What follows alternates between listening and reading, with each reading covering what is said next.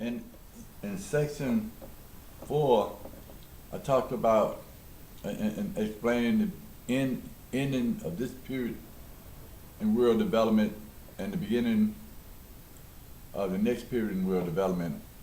We were talking a little bit about the beast that rose up out of the sea.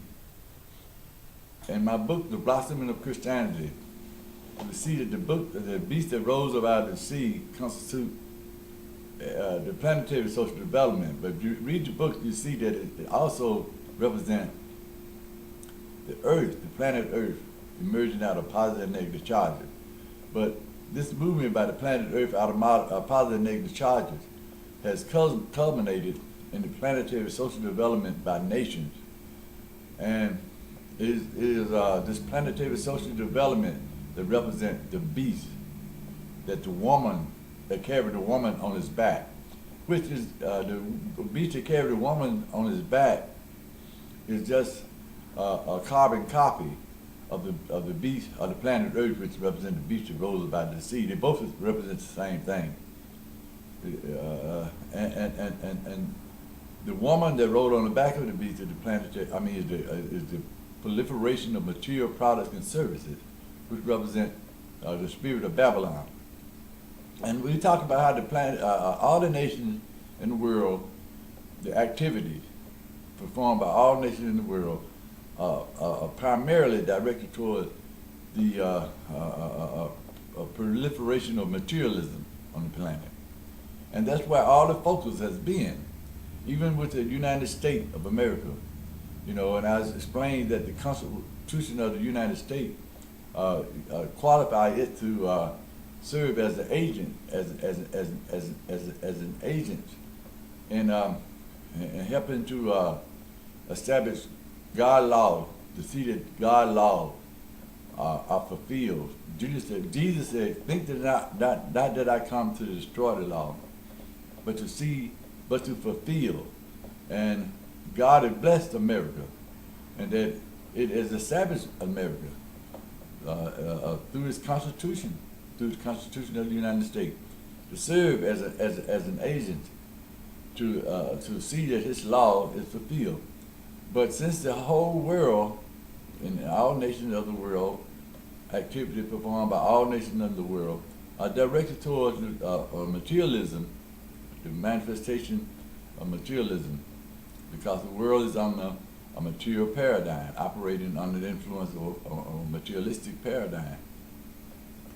The Constitution and the functions of America has not given close attention to their important role of having God's law being fulfilled.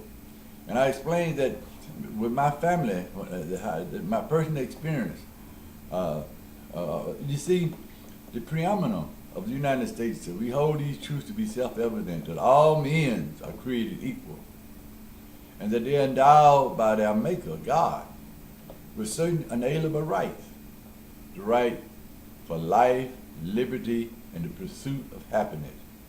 Now, does this mean that our young men and women are to be denied of their right, unalienable right? When the physiological body go through the processes that God has instilled in them, and puberty take place, and a young man is able to impregnate a woman, and a young woman at that period, whether it be 13 or 14, are able to conceive. That's a right that has been given to them by God. That's an inalienable right. Are they to be denied of this right because they're young? I say that we have been denying them this right because we're operating on a materialistic paradigm. And of course, all men of minds and all nations are directed towards accumulating material and financial wealth and all the things that go in that area. And therefore, our young people stand a chance of being misused by the elder people, older people, in this way. Because we are functioning on a materialistic paradigm and not on a spiritual paradigm. That's why we have had to have the law to say that young children, our young people, men and women, once they've gone through puberty, are to be forbidden to be involved in sex until they reach the age of 18, when their minds have, gotten mature enough to recognize, certain things that, grown-up people have to recognize in order to be involved in that type of activity. That's why, and that has been a good thing. It's been a necessary thing because, of this materialistic paradigm that we're operating under.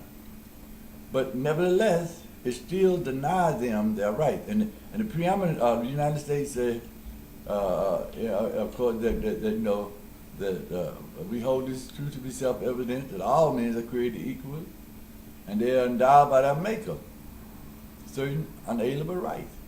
And these rights are not to be denied. We got that in the Constitution. So that is in itself showing right there where God has provided within the Constitution a means whereby His law can be fulfilled. You see, so when I talk with this personal experience that I had in this area, there are other areas. I'm just dealing with this one because this was my personal experience.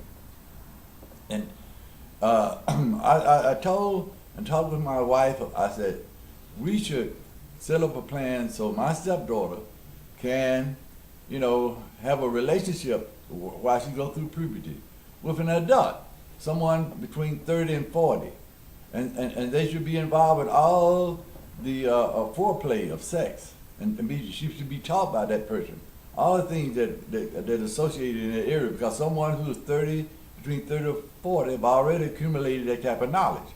You don't have to go out and be with someone her own age, neither one of them knowing exactly what they're doing, you see. And there's a reason for them to be between 30 and 40. Hopefully that person would have already attained a BS degree or a doctor's or a PhD degree. And young children are very impressionable during that period of puberty. And that whatever that person may have taught them, not only in the area of sex, but in any other area, it would stay with that person, that young person, because they're impressionable at that area and at that age. And another reason between 30 and 40 is because as that young person, as my stepdaughter or my daughter, mature on gone through adolescence and mature into adult, then she began to look, to her peers, people her own age, for a serious relationship once she's gotten out of high school and gone into college around 18 and 19. And then it'll be easy to break the bond that she had with a person who has gone on up in the age of 40, 45, you see. So, and it's the same way with young men. But of course with the young men, as they go through puberty, they should have a lady between 30 and 40 to teach them all about sex and all the foreplay, and perhaps even be involved in sexual intercourse with the young man. Because see, with the young lady, then there's a thing about losing her virginity. It would be an asset to her once she get 18 and 19, and want to seek someone of her own age, or peers. But a young man, this is not necessary. So he could be even taught techniques in the sexual activity with a woman between 30 and 40. The same thing can happen. And so when my wife didn't agree, she didn't exactly say, well, this is kind of out of the ordinary. And so she wanted me to go before the judgment seat of the law and to show this case. And when I went before the judgment seat of the law, which is set up to deal with this type of thing, because Jesus says, think not that I come to destroy the law, but to see that the law is fulfilled. They did not apply that, which the Constitution is set up to do. You see, if you go before the law and what you're saying going to correct a problem that's going to benefit not only you, but everybody else, this would have been a good technique for all people to use. And this would have prevented children from getting together at that impressionable age. And we have to admit, most of these relationships that those young people get in high school, and some of them, come up pregnant, and parents and children at 15 and 16. They never really last. You see, those people will go ahead and then they have to struggle then with children to try to finish their college once they've gotten to the gone through adolescence and realized that they had made a mistake.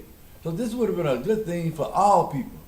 Then the Constitution is set up to have that added on to the law. We got three branches: the executive branch, the legislative branch, and the judicial branch.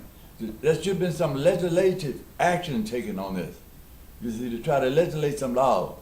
But of course, as I say, we're caught up in this materialistic paradigm, and no one is really looking at what God is saying. No one is concerned about a spiritual paradigm. I explained that, and this is the beast that come up out of the sea. It's not only going on in America, the planetary social development of nations, you see. It's happening in other nations, I'm sure, as well. But I'm just pointing out what happened on this particular case with me in America. And America is set up to deal with this type of situation that has have the laws of God be fulfilled. And this would have eradicated that discrepancies between God laws and man law. My stepdaughter and all the other people who adopted this procedure would have been able to exercise her right that God had given her. But if she would have been able to do it in such a way that she would not cause harm to herself as she goes through this delicate period of puberty, on into adolescence as she gets to adult. You see. Nevertheless, she would have been able to have the right that God gave her. You see. At least they should have been able to start looking into that area. But instead, they locked me up in the mental institution and stigmatized me with a schizophrenia stigma, you know, which actually destroyed my life, you see, without even taking consideration of this. And this is grossly unfair. And as I said, that's when those nightmares began. Well, I've already was having nightmares about Vietnam, but that's when they escalated to someone talking to me about nightmares, now trying to convince me that I was wrong about this ideal about how young people are supposed to go through puberty, and that I was wrong about my combat experience when I had to kill people in Vietnam. You see, this is those nightmares have been terrible, and I think this is where I believe that the United States got caught up in a system. Someone or somebody is operating a system within America that is not in alignment with the Constitution. Because this type of thing that they had me to go through, I was functional even though I was having those nightmares in Vietnam. But now, with those nightmares from Vietnam and all the other nightmares that are associated with this, after I've gone through this procedure, going before the judgment seat of the law, I become dysfunctional. I cannot function enough to hold a job, you see. So they really done me a great harm. But I think there's another system operating within America that's doing this, you know, because it's not a part of the Constitution. You know, part of the Constitution is set up, as I said, to ensure that God's law be established. You know, as we go along and come up with new laws, they need to be added on to the law. And that's what Paul was talking about when he said that, say, what then should faith make no other law? Paul said, no, it's through faith that the law is established. I had faith that this was right, and they could not condemn me for this. They could not see how it was not right. They could not see how this was not a better system to institute to have our young people to go through. So by faith, that law should have been established. You see, Paul said by faith, law is established. This is the way Jesus was talking about. He brought a system, not just a person. People going to church crazy and raving their hand talking about Jesus and not realizing that we got a job to do. Jesus brought a system, and this system is whereby we have the laws of God be fulfilled as we go along and come up with new ideals to better that is the betterment for everybody. And this way we move constantly toward the establishment of a perfect social order, where everybody, rights have their rights. Not just a certain race of people have rights, a certain class, a certain race of people, but all classes, even the young people, have to have their right. You see, we move along so this is what we need to do. So when we have these people running for these political offices, we support them, but their minds are directed toward materialism. all our laws are mostly centered around the growth of materialism. No one is giving serious consideration to God law. And this is where I believe that these are the souls out in the altar. So the ones who go through the system, give them seat of the law, I explained in one of my sessions, and have some message, revelation from God, they're being cast aside as schizophrenia. I think these are the people in the ministry because they have a revelation from God that's not pertaining to materialism, but to spiritualism. We have got to awaken our political leaders, all of them, congressmen, senators, and the presidents that we have, to have an eye to be able to recognize when a revelation is coming from God. This is where we can start moving towards a perfect social order in which all men will have a right for life, liberty, and the pursuit of happiness, you see. And not just focus totally on material development. This is the beginning of the ending of this system and the beginning of the next world order, which is the perfect world order. And the United States is in a position to do that. And I want people to awaken to this fact and begin to encourage our politicians to look in this direction. So, but as I said, some system is being operated that is not necessarily in alignment with the laws of the Constitution, and that's why I'm winding up in this position. Somebody's trying to develop another system within the world, you see, and you can see traces of it. I don't know a whole lot about it, but I can see traces of it. I think maybe people being joined together as one, two people in one body or whatever, something they got going on, some system.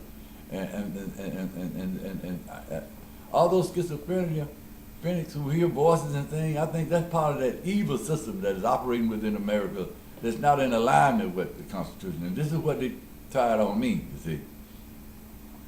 But so this is explain a little bit more about the beast that came about of the sea, which is the planetary social development.